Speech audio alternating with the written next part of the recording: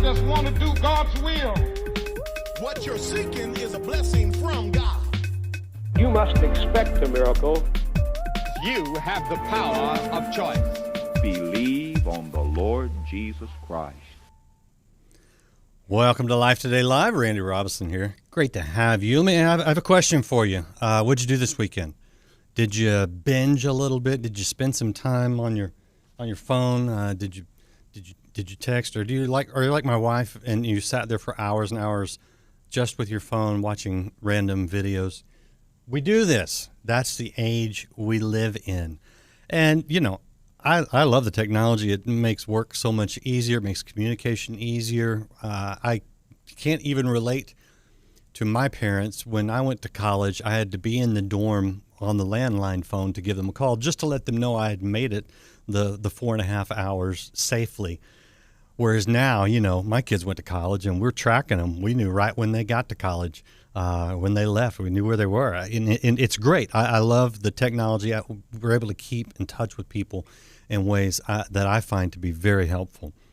But as with everything, there can be a downside. They're all tools. How do we use them? How do we use them in a healthy way? And especially if you're a parent or a grandparent and you got those young ones. We got a 18-month-old down. He was at my house all weekend.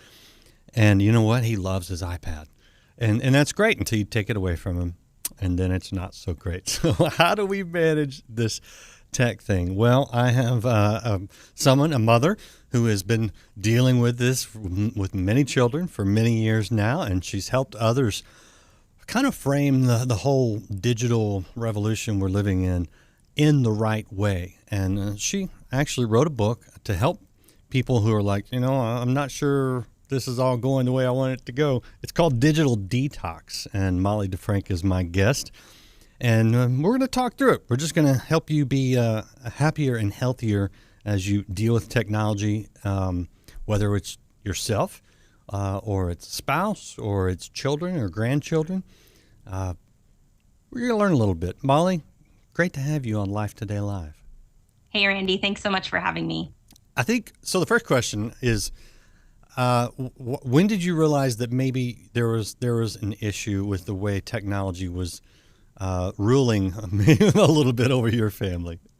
Yeah, well, you know, like most parents whose kids were born over the last decade, we bought in early to that technology that was available for kids. It makes a great little digital babysitter for our kids. We want to get stuff done. It's kind of like a little digital pacifier.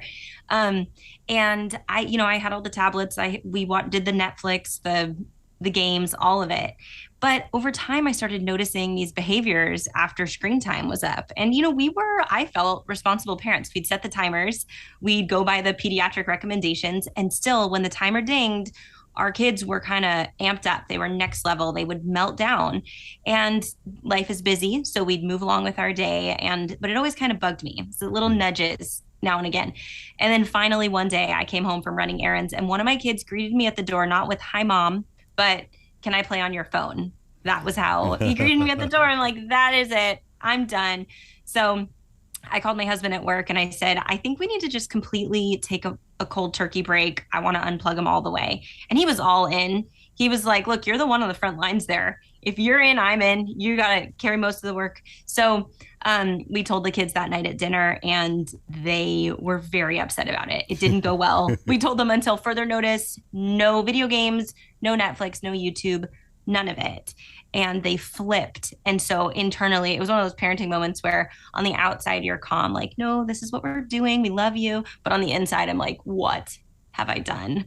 Like, what am I going to do the next 2 weeks? This is going to be terrible. And thankfully, that's not at all what happened. It was actually the most life-giving experience of our parenting journey. It was the best parenting decision we made to date. We got our kids back. We removed that filter of overstimulation, and it was incredible. Well, okay, dive into that a little bit. I'm curious because you mentioned overstimulation. What was different in a healthy way when you went cold turkey? 'Cause I mean, interestingly, we had one son when he was young that no threat seemed to budge at all. And you know, if he didn't do his homework, or you're looking for those things not to punish, but to motivate the child to do what they need to do. And then we figured out, oh, wait a minute, if we say no Minecraft, no video games, it was total. It's like, okay, well, we found that very sensitive point, and it worked, but it was awful at first too. What did you get back in your kids that made it worth the torture that you feel like you're inflicting on these kids when you take away their whatever? Yeah, for sure. So I thought, and I was wrong about this, but I thought that the behavioral issues were just, tied to right after we took the screen away. I thought that was the only impact that these devices, this digital entertainment was having on our kids was when the timer dinged. Well, the impact was going around the clock. And I didn't see that until we took it all away. So through the course of writing this book, I read tons of research, tons of books about the why. And across disciplines, you've got neurologists, you've got eye doctors, psychiatrists, all of these people, teachers and principals telling us, like, here from my vantage point is what this technology, what this digital entertainment is doing to our kids, what it's doing to their brain, to their vision. Here's just one example. Occupational therapists are identifying a new condition that they're calling virtual autism. And it's when kids are presenting like they're autistic, but they're not autistic. It's just that the opportunity cost of being on a screen all the time, they're not developing the way that kids usually develop. They're not getting the eye contact. They're not swinging on the swings. They're not doing all of these activities. And, what we're displacing here, there's a huge cost for our kids. So we see neurologists telling us the brain is changing. We're rewiring brains. There's something that's going on in the brain. And I didn't know any of this beforehand. This is why I wrote the book, to help other parents with it. I synthesized our experience, our successes and failures, plus the data, so parents can just pick up this thing and just get through it. But this crazy thing that I learned is about the dopamine. So our brains are designed to release dopamine when we experience anything pleasurable. You eat something delicious or go for a walk and dopamine is released. Well, these brilliant engineers have taken what we know about the human brain and dopamine, and they've baked dopamine release points into the apps, into the games. So our kids, we're getting this flood of dopamine like we've never seen before. Dopamine receptors are numbing out in the brain. Wow. So real life can't compare. Real life fun and pleasure can't compare. So that's why kids complain everything else is boring. It's not really their fault. There's a physiological thing happening to them. So the 2-week detox gives them a chance to bring those dopamine levels back down to normal and give them a chance to kind of reawaken a love of real life. Interesting. Good question from the audience. How old were your kids? What was the age range when you did this the first time? So we had 5 kids at the time. My oldest was about 10. We were homeschooling 2 of them, a 3rd grader and a 2nd grader. I had 2 3-year-olds. One of them was a new foster placement. And then I had 1 kid in public school. And so it was, it wasn't easy the whole time. It was simple, but not necessarily easy. But through the course of helping other families with this, what we found is that any type of family can do this. Whether you're homeschooling or your kids are in public school, you've got young kids, old kids, you're working for, you can adapt this thing to work for your family. Okay. Now you mentioned, and your book says 2 week. So we're not talking about ditching all technology entirely and moving to an Amish community in Pennsylvania or something. We're talking about just resetting. Is that what you think of it as? Resetting the brain? That's exactly right. Major respect for the Amish community, but most of the parents I help they want to enjoy some amount of technology in their lives. They just want to put it in its right place. Before COVID, before everything shut down, we were already in the midst of the worst youth mental health crisis we'd ever seen. The data was already out there telling us that the anxiety levels are through the roof. And then COVID hit and kids were forced to go to school online. And what happened was that kids, you take 12-year-olds, recreational screen use doubled. So they started spending 8 hours a day on devices, and that doesn't even count school. So they're being entertained like a full-time job's worth. And it was like pouring gasoline on a very volatile situation already. So our kids really need us to get in there and help. And so that's why the first half of the book is about how to get through the 2 weeks. And then the second half is how to put it back in its right place so that it's working for you. It's not taking over. Right. Right. So you're saying we can use technology in a good, healthy way. I mean, because it's kind of hard to avoid it, frankly. Absolutely. Technology is an incredible tool. And we live in a world that's increasingly digital. It's hard to work. So many people can work from home. We get to have this conversation thanks to technology. There are so many really great redemptive uses of technology. It's just a matter of making sure that we're using it as a tool rather than being used by it, rather than having our attention monetized. Yeah. Yeah. So what did you do or what do you recommend people do during the 2 weeks? Because like you say, a lot of people, you give all that up and you realize everything else does seem boring, or I don't even know what to do anymore. Yeah. And that's what holds most parents back from starting in the first place, is they're like, well, these are my kids' favorite hobbies. So if I take it away, they're just going to be staring at me for 2 weeks and I got to work. Right. So the good news is that that's not reality. Those fears are totally unfounded. Sometimes it takes a day or two on the front end to get your kids going. The problem that we're facing right now as parents is not the lack of available screen-free play options. I'm sure if you're watching this, you probably have shelves in your closets full of puzzles and board games and toys. It's the lack of interest that our kids have. So what you're doing when you detox them entirely is you're putting them in this mindset to go, well, shoot, I can't just buy time until my screen time this afternoon. Guess I better figure something else out. And that's actually a gift you're giving your kids. You're teaching them how to troubleshoot their own boredom. You're showing them that the solution to life's boredom and difficulties isn't just to entertain yourself. That doesn't help our kids in the real world. So we're really giving them skills to that they're going to need for life. Yeah. Yeah. I'm curious about the lack, and obviously COVID just really slammed this, but it seems like we have generations now of kids who, partly because of the technology, I think, they don't know how to relate in conversations, and when they get older in job interviews. It seems like a lot of social skills have gone by the wayside because of, I think, maybe too much reliance on interaction with people through smartphones, things like that. Oh, yeah. You're seeing a lot of that? Absolutely. And, there's a professor out of MIT who has studied this extensively for decades and decades. And she has a lot of great books. Her name's Sherry Turkle. But she points out that as these kids are going out into the workforce, employers are saying exactly what you just said, which is these kids in their early 20s are seized by anxiety when it comes to just picking up the phone and having a phone conversation or, face-to-face conversations. These are skills they didn't practice. When you and I were kids, we'd get bored. We'd knock on the neighbor's door. Right. Hey, this is a little scary, but do you want to come play with me? And those are skills that our kids need and can use for life, and they're not practicing those. So you're really giving your kids so much more than what you're taking away. Yeah. Oh, yeah. We'd run up and down the block and get all the kids out. And it was definitely a different time. But at the same time, here's another thing I noticed, and we struggled with this as parents, 10 years ago when our kids were all in the house. When I was a kid, we would go get the other kids. We would get on our bikes and we would ride. It was probably 5 miles to the video arcade. We had a video arcade, so we'd get the quarters. We'd ride our bikes to the video arcade and we'd play video games.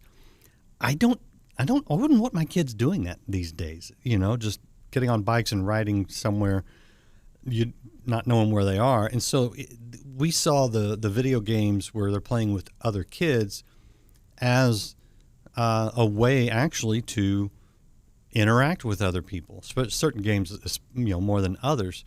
Is there anything healthy, you think, about being able to interact with other kids without having to leave the house in the sense that you know where your kids are? That's a really interesting question. I will tell you that we actually have an arcade in our garage. My kids like to play Mario Kart and Pac-Man, and here in the long-term plan part of our journey.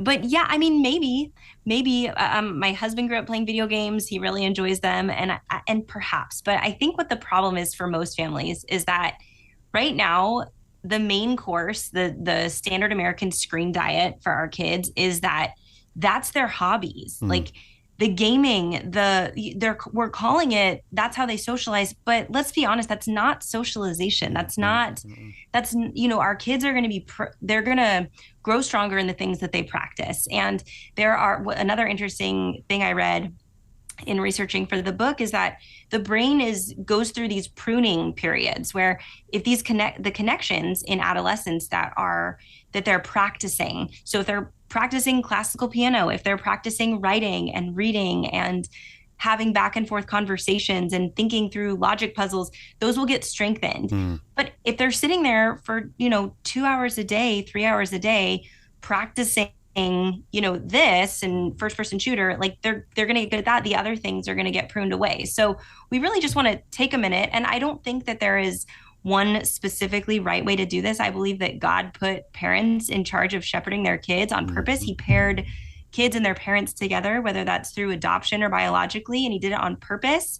And no one knows kids like their parents. So if you're looking at your kids and you're like, man, this kid can handle a little bit, this kid can handle this much, and this kid, they can't handle any. And I'm saying that from experience. Kids with trauma backgrounds or ADHD, the studies show they're actually more susceptible to poor responses from overstimulation of interactive screen time. So, parents know their kids best, but this 2-week detox period really gives you a chance to get to know your kids like never before, to feed those good hobbies and interests that they have naturally, that they're wired. We're wired to create. And so often we are stifling our kids' creativity. We have this tremendous opportunity to help form their sense of virtue and wisdom and truth. And too often we'll see that, gosh, I think we're just wasting these opportunities. So I would just encourage you, if you're listening and you're feeling a little, I don't know if I can do this, you can do this. And parents tell me all the time, I was scared to do this, but I did it and it changed our lives. So you can do this. All right. I want to, first of all, huge point. You're right. Every child is different. We had the one that if we threatened no video games, that was the button to motivate him to get the homework done, to get the chores done, to get in bed on, all those things. Other kids would be like, no video games. They're like, okay. So it is. I think you're very right. I mean, and it does require not just parenting, but smart parenting, and that's good. I want to ask you about the impact you've seen, with some of the adults, because I know this carries on. This is not just a kid thing. But before we get to that, I want to show people your book again, The Digital Detox, because you said something here that I want people to hear, and that is your very practical plan on this 2-week reset. For people that are like, okay, this sounds like something that I need to do, I'd like to try it. What are they going to get if they pick up your book? Because it's not just like studies that, smarter people have done. You've got a very practical steps in this thing to help people. Walk them through a little bit of that. Yeah. So, like I mentioned, we kind of stumbled into this thing in a parental fit of frustration for me. So I loved creating a resource that was, just the right length to tell you exactly what to do when you're in the trenches. I found there were so many books that were research heavy of, well, here's what's happening in your kids' brains. And then there'd be a little sentence like, if you cut it all out for 2 weeks or a month, it'll change your life. And then it would go on. I'm like, well, tell us more about that. So that's the book I wrote. I break it down the first half into 4 steps. Every successful detox that I help parents with has 4 steps. You can remember that, like you're going to undo the tech trance. So step 1 is unplug cold turkey 2 weeks. And that goes back. The reason for that is the dopamine reset that we were talking about. And is notice your kids like never before. You're becoming a student of your kids. If they have, an interest in drawing, if they linger when you're cooking dinner a little longer, bring them in on that. You're studying them. You're feeding those interests that are good. You're also noticing the bad. If your kid can't carry on a 2-way conversation for very long with a store clerk, like maybe they need some practice. If they can't wait their turn, practice those things, help your kids. The D is develop a list of screen-free fun ideas for your kids. You're going to sit down with them. I also have tons of ideas on my website, 100 or more, to help you get through this. You can smack it on your fridge so that if your kids complain they're bored, you can say, hey, well, look at this list on our fridge. We already thought of this. You can even tell them, well, if you still can't think of anything, I've got several loads of laundry that need folding, and Yeah, they will find something to do. That cures them real fast, we found. Exactly. And then the last step is open the books. I firmly believe through experience that you can create a bookworm out of any child. And I did not believe this before our detox. I thought some kids like to read, some kids don't. That's just the way it is. But it's not. Some kids just need their parents to step in and be book matchmaker. I have 2 chapters in my book that talk about how to get those kids hooked on reading, even the ones that say they don't like it. This is a skill that helps teach delayed gratification. It will help them in school. And we're not talking about like book report reading. I'm talking about reading for pleasure. Yeah. That thing that helps teach empathy and just all the things they get from that. So that's the first half of the book, is getting through those 2 weeks. What happens when the 2 weeks is over? Yes. I'm glad you asked, because that's actually the second half of the book, which is so that's creating a long-term plan to sustain your results. So what we found after, it's like cleaning out a closet, right? When you're doing some spring cleaning, you don't just start plucking a few things out of your closet. You take it all out, and then you put back the things that serve you. So that's essentially what you're doing here. So you're creating a fully customizable plan. There is no one size fits all here, but you're doing it with your unique insight as mom or dad that you've just observed your kids for 2 weeks. And what we did was we created a posture for technology, which was, we use it to connect with each other. We use it to create. But when it comes to isolating and consuming, we stopped doing that. So our kids don't do that anymore. If they're in their room, they don't have these devices. If your kid's in your room and has a Wi-Fi signal, it's not a safe place anymore, not like when we grew up. So yeah, we created a posture, and then also some ideas that you can kind of take like a line at Chipotle when, you pick and choose what you like. And I created a lot of parameters you can make for your kids and customize it by how old your kids are. A long-term plan looks different for a 2-year-old or a 6-year-old than it does for a 13, 14-year-old. Sure. And that's good. It should look different. Yeah. It should. And that requires some parenting. You actually have to do what you're supposed to do. And that, I'm curious if you've seen much in the way of adults, because I'm imagining that some adults are the problem. In other words, they've never detoxed, and so they're not going to be able to detox their kids, because you're talking about, well, you're just compounding problems on problems, generations of it. Do you run into any of that with adults that are screen junkies? Oh, totally. And through the course of writing the book, I realized, man, I'm going to have to detox myself here. I know I'm going to have to do this thing. And I really enjoy technology. It's a great tool, but sometimes it can suck you in. So I did. The last chapter is actually about technology for mom and dad, and just how to get through if you choose to detox alongside your kids, which I recommend if your kids are, maybe 10, 11, 12 and up.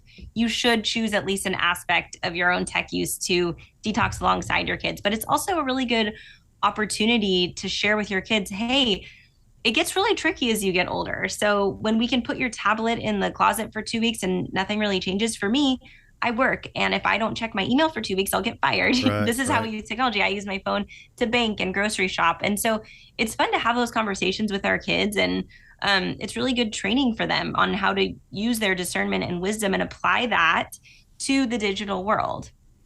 Yeah. I had to kick the regular sodas years ago, and I still drink the diet. Don't get on me if you're watching. I know they're bad.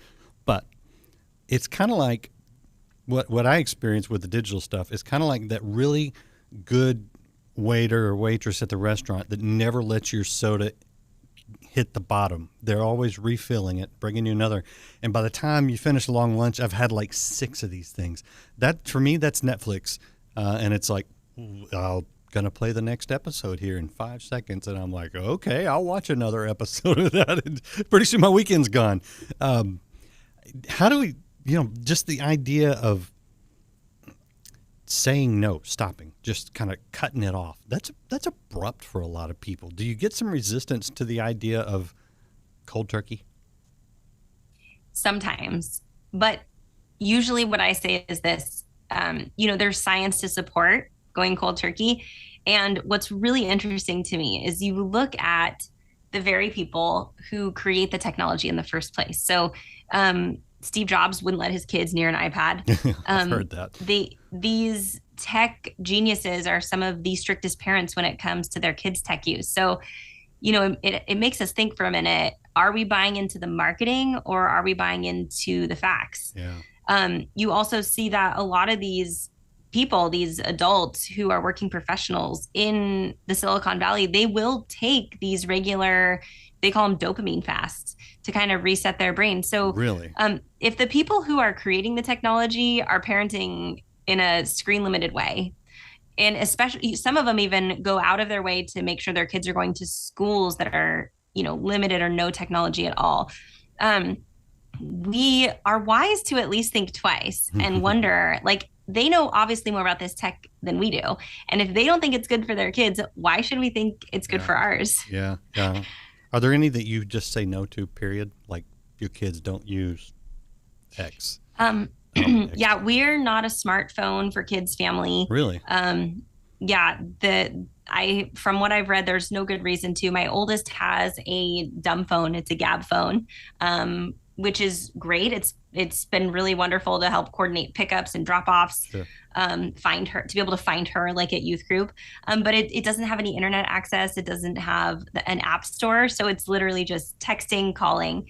And it's great. I mean, that's technology serving us really well. So that's been worked out really well for us. What about TikTok? You let them on TikTok?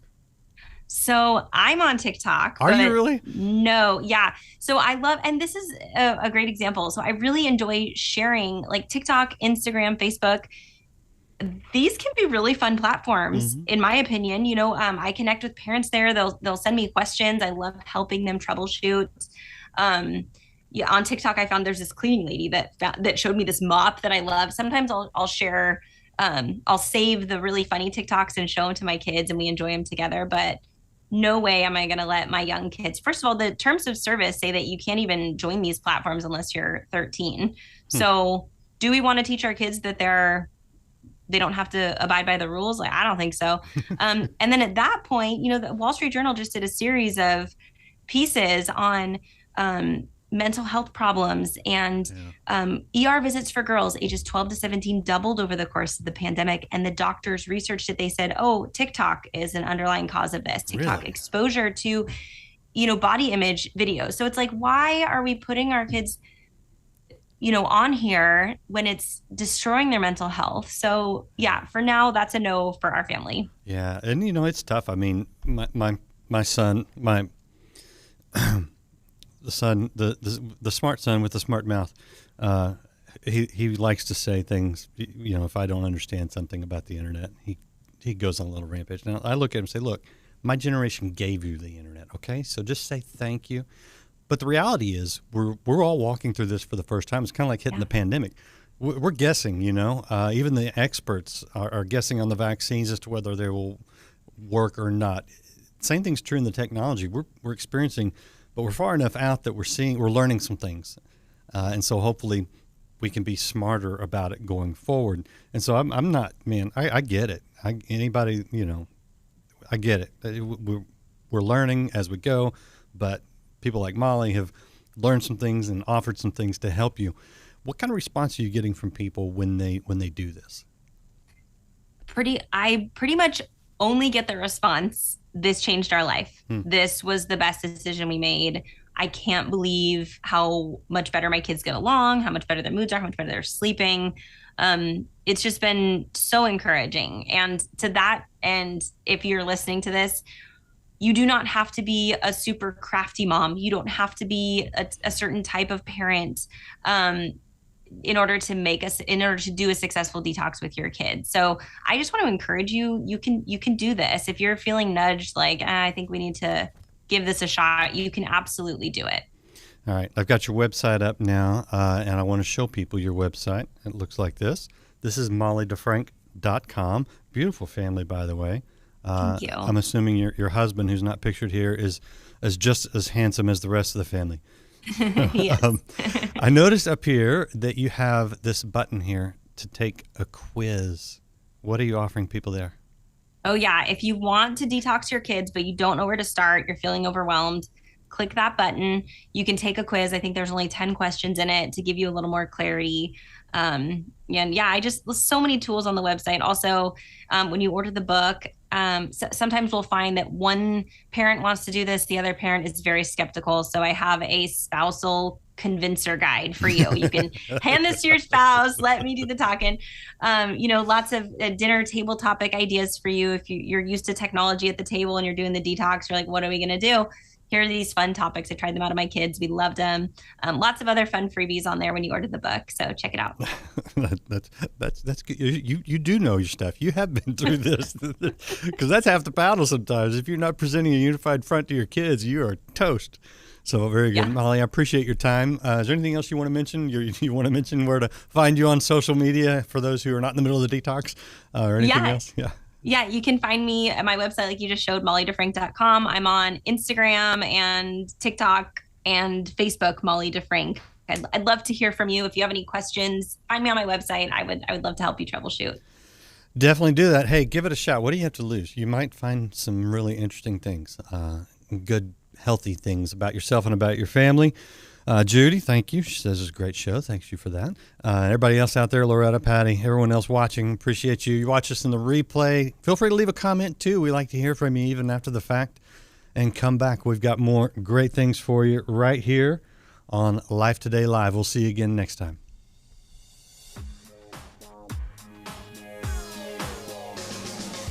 We have an opportunity to make America a better nation. All we say to America,